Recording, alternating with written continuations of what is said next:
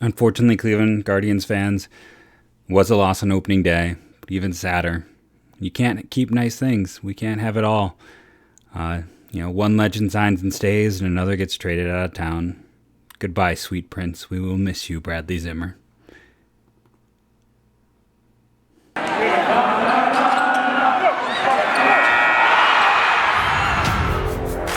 You are Locked On Guardians, your daily podcast on the Cleveland Guardians, part of the Locked On Podcast Network, your team every day.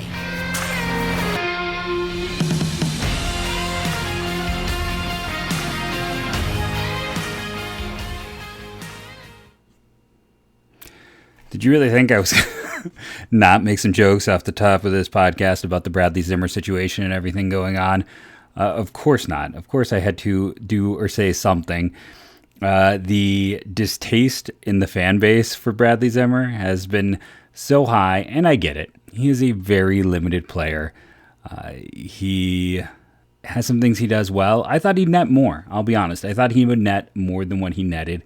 We'll get into that more in segment 2 of the show today. But it's a logical trade, and he has more value to the Blue Jays. He has more value to a lot of teams, and I'm sure this is exactly the trade Blue Jays fans have been expecting.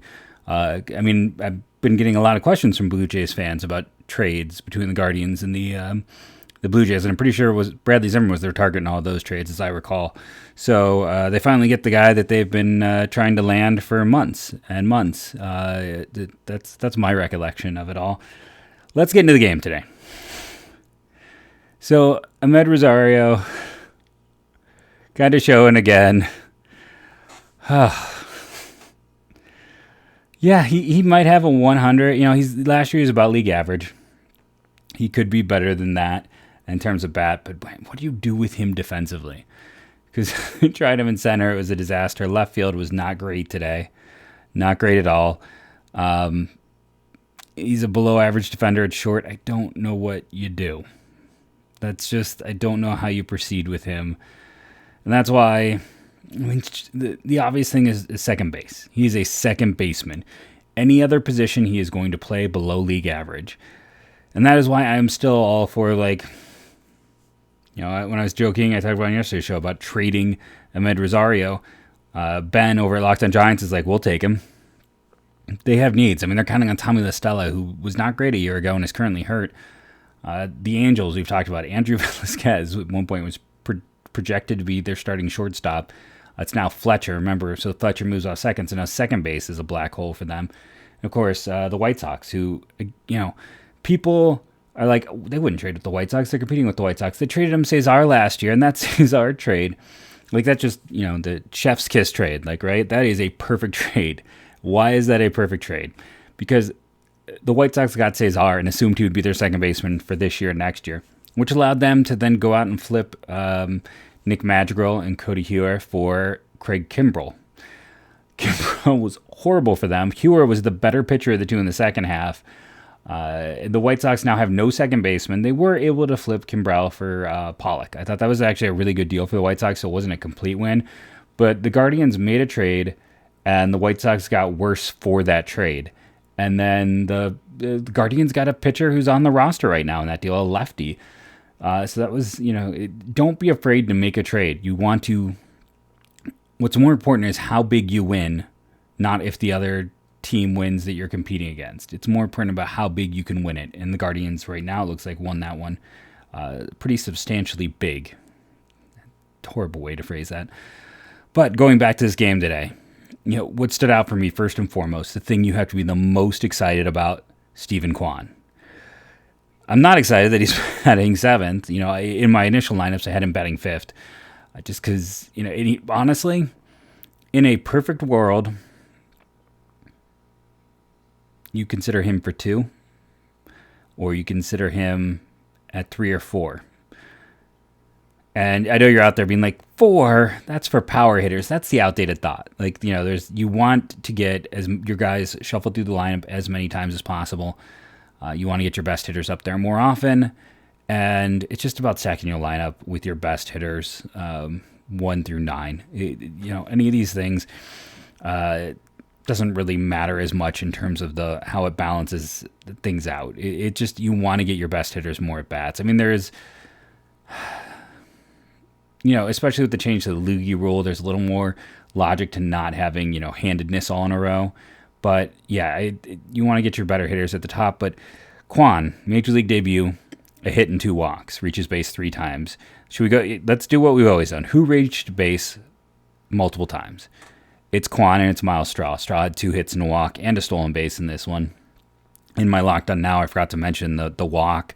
I wish I could say I watched the game, but after giving T-Mobile all that credit, the MLB TV didn't work for me, and I'm still fighting with them to try to get access.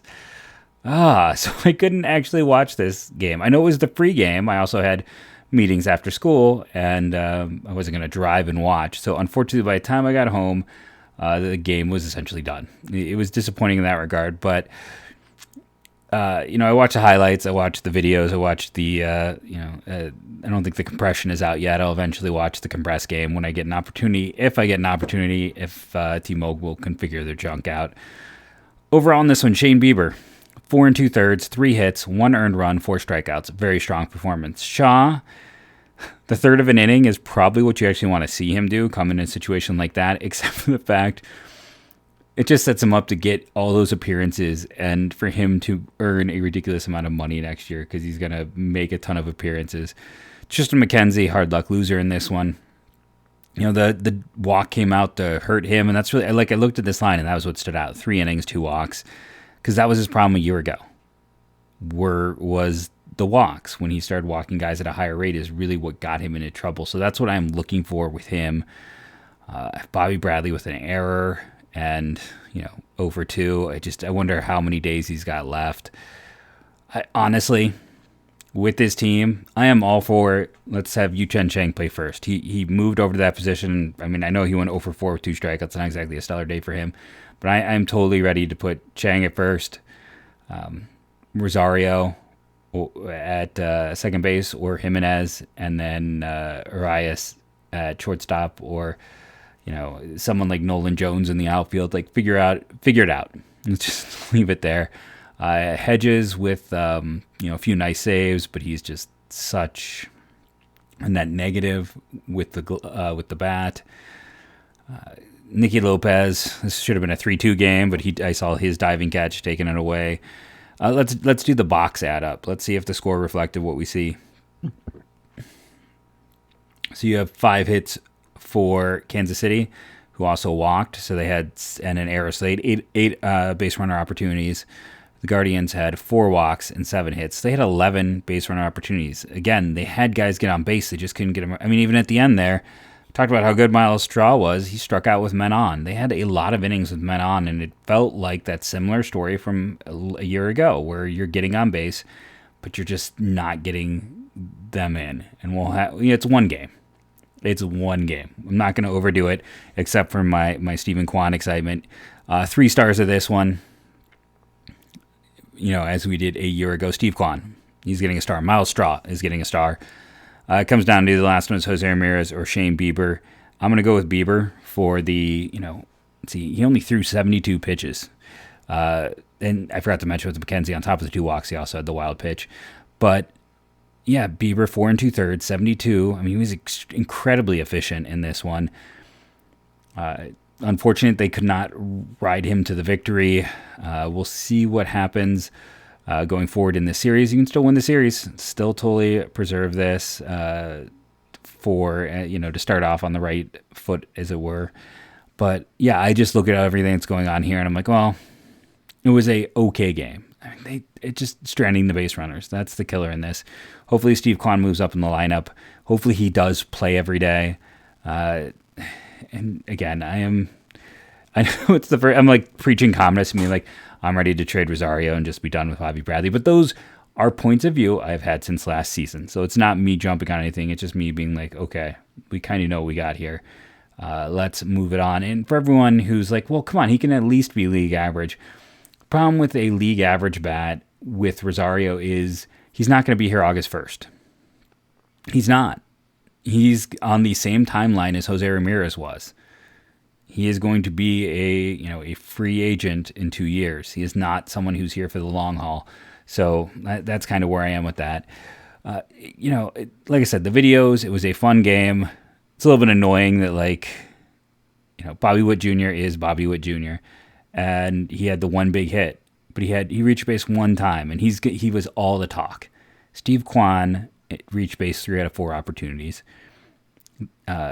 Yes, wasn't a double for Witt in his first hit was a double, but Kwan reached base more. He was more effective in this one, and he should be the player we're really talking about, and that's kind of what I want to focus in on for this first game. We're going to come back for segment 2 here in a moment. We'll talk about the sad departure of our center fielder. He may not be a center fielder for the Guardians anymore, but he will always be a center fielder for the Guardians in our hearts. Our first sponsor today is BuiltBar.com. I have not gotten my chirps, but I did put in for an order of yellow chirps. I will let you know how they are. Currently, I did yellow chirps in an order of churro for my latest box. I'm currently down to eggnogs and crabes. I threw away my last box. I just have about 5 bars in my bag. That is what I have for lunch every day. Special flavors right now. Caramel brownie is back and on sale. They have brownie batter, the yellow chirp, the raspberry cheesecake, which is back and on sale, as well as ruby chocolate and caramel almond delight. I eat Built Bar daily.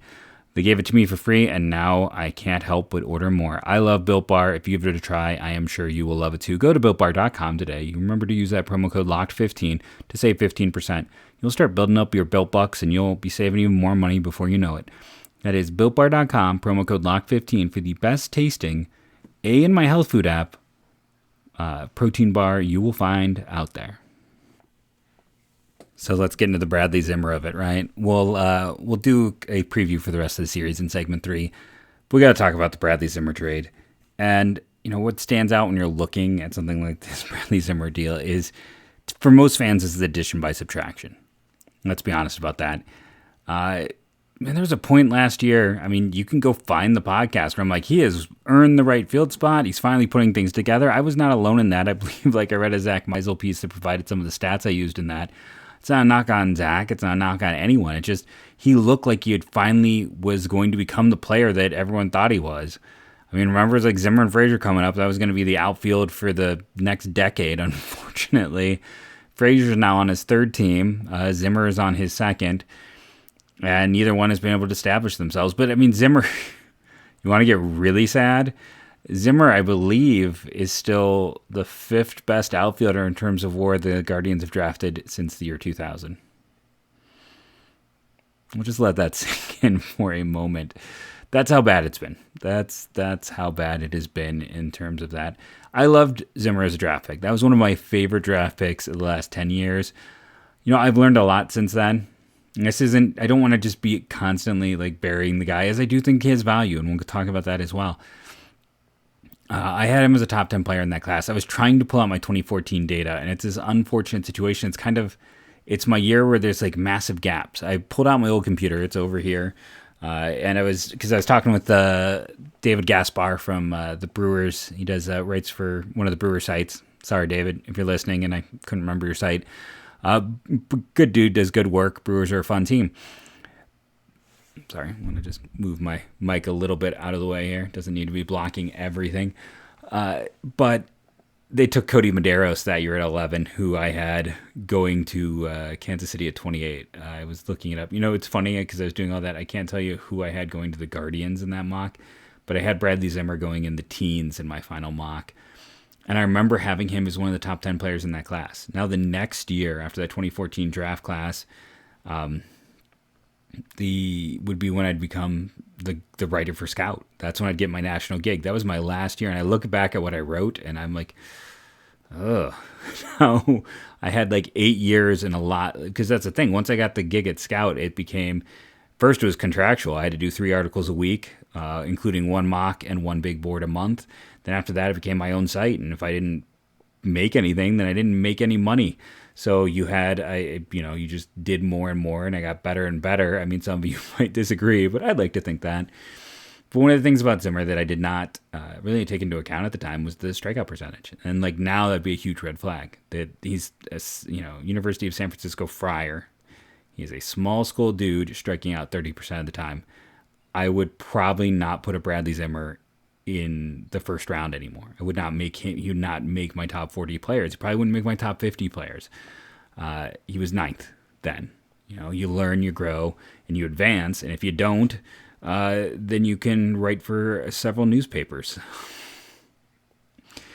But it's important to look at that data and now realize that, again, Zimmer still has value.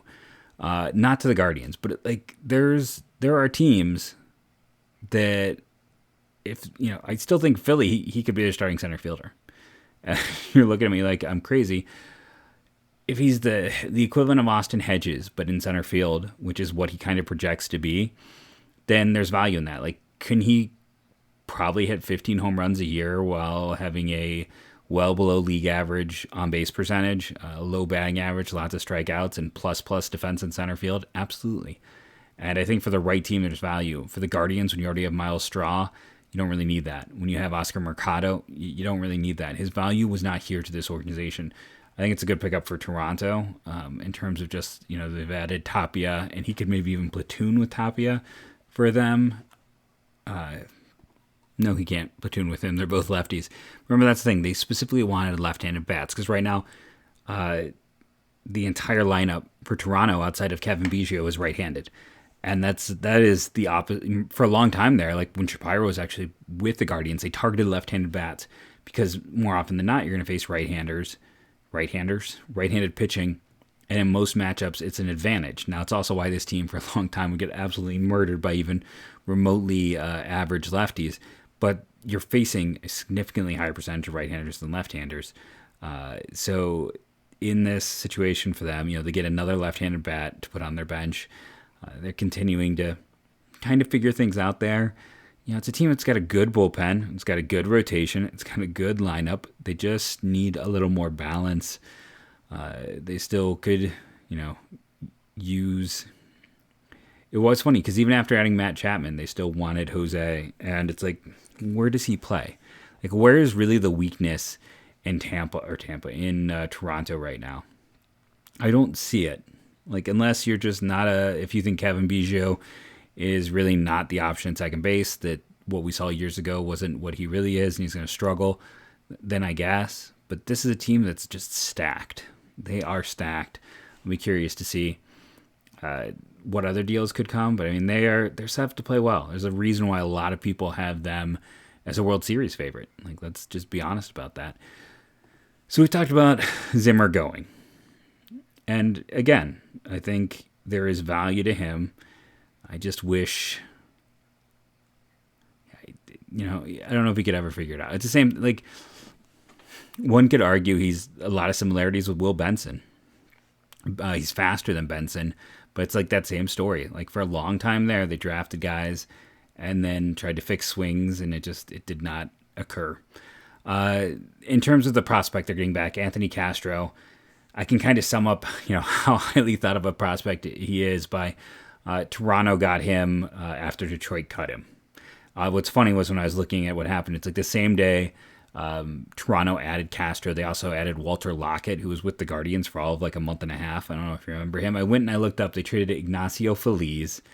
And I feel there was one other piece who went to San Diego for Walter Lockett. They were just looking for pitching depth. No, it was just Ignacio Feliz, because what they did was they traded Sam Haggerty and Lockett after Lockett had been there 2 months to get Kevin Plawecki. So former Guardian, I don't even know if he even wore a uniform. Walter Lockett, they picked him up the same day they picked up Anthony Castro. Castro had been a top 20 prospect in Detroit's system. Not a big kid, and he sits more low 90s, but he's hit upper 90s. He's hit 98, 99. It's interesting, reading a Fangraphs report, reading a Bless Our Boys, a Detroit blog, some talking about a slurve, some talking about a 12-6 curve. He's got one decent secondary pitch, essentially. The fastball does have, but here's the thing, the fastball and the curve both have good spin rates. We know the Guardians value that. There's some natural spin and movement on both of them. Detroit, couldn't really figure him out as a reliever. He was higher rated than Brian Garcia, who I think is still in their pen. I was reading the article over at Bless You Boys about him where they talked about why he was rated ahead of him. He's not big. He's 6'1", and he probably should have been moved to the relief role earlier. Toronto had him for a year. He hasn't had a ton of experience in the big leagues, but he's missed bats. Now, command has always been an issue, and we've talked about it. That's actually not something Cleveland does a great job of improving. When they've gotten players that have command and control issues, they haven't really seemed to improve the command or the control issue.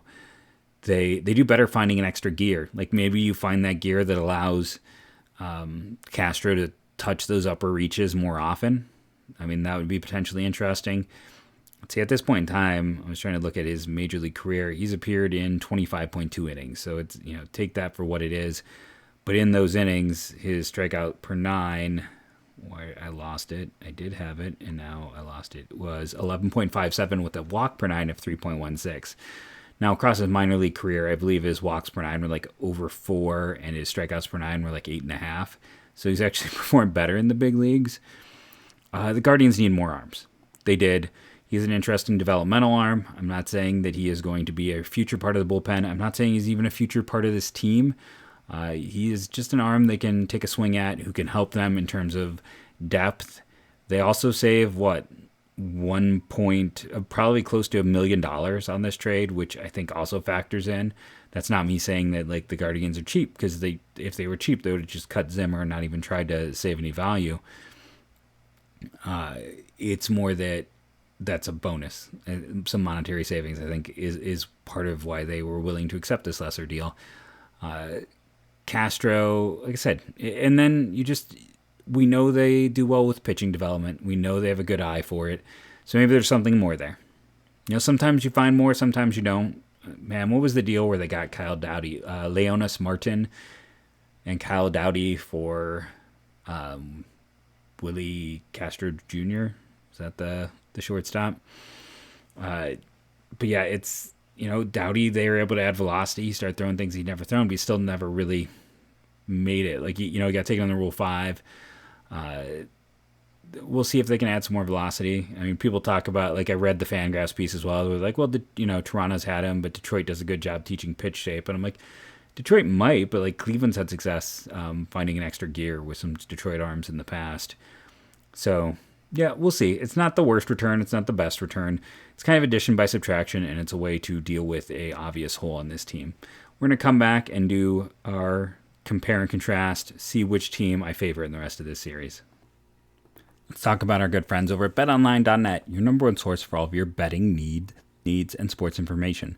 Find all the latest sports developments, including this week's Masters Championship odds, podcast, and reviews for all the different leagues this season. BetOnline is your continued source for all of your sporting wagering information, including live bets, esports, and scores. Head to the website today or use your mobile device to learn more about the trends in action. BetOnline, where the game starts. We'll start getting into what the lines are on games very soon with our good friends over at BetOnline. So let's go through. What has been a popular thing in the past is we compare kind of position by position, go through, add it up, and see who the favorite should be just in terms of overall positional strength. So if we're talking about Guardians versus Royals, catcher, Royals, we don't really need to see any more. First base, Carlos Santana versus Bobby Bradley. Santana has certainly been in a decline. It caught up to him last year. He did not look great out of the gate today. I think right now Santana is still probably, even at his age, a better defender. So I think that is a second advantage. If you had to ask me who I'd rather have, it's Carlos Santana. So I think that's advantage Kansas City. Moving to second base, Yuchen Chang versus Nikki Lopez. Chang has a chance to be the better hitter, but Lopez is a defensive whiz. He brings a lot of value. There could be a Gold Glove candidate at second base. Advantage Kansas City. Shortstop, Alberto Monteci versus Andres Jimenez. You would traditionally think Monteci, with his experience and everything else in that position. I am high, and especially just the defensive profile he is presented when he is there. I'm high on Jimenez. I think Jimenez is going to outperform him this year. Monteci peaked at a 2.8, 2.4. I think Jimenez is a legit 3-tool guy, so now it is only a 2-point advantage. Going to third base, easy one for the Guardians. 1-point advantage moving to the outfield. Let's start with DH, though, actually, before we move to the outfield position in terms of these two teams. So you have Franmil Reyes for the Guardians and the DH Hunter Dozier for Kansas City. I think that is advantage Guardians. Dozier had the one great year, one really strong year, and one okay year, and everything else has been below average. So now it is all tied up, heading to the outfield.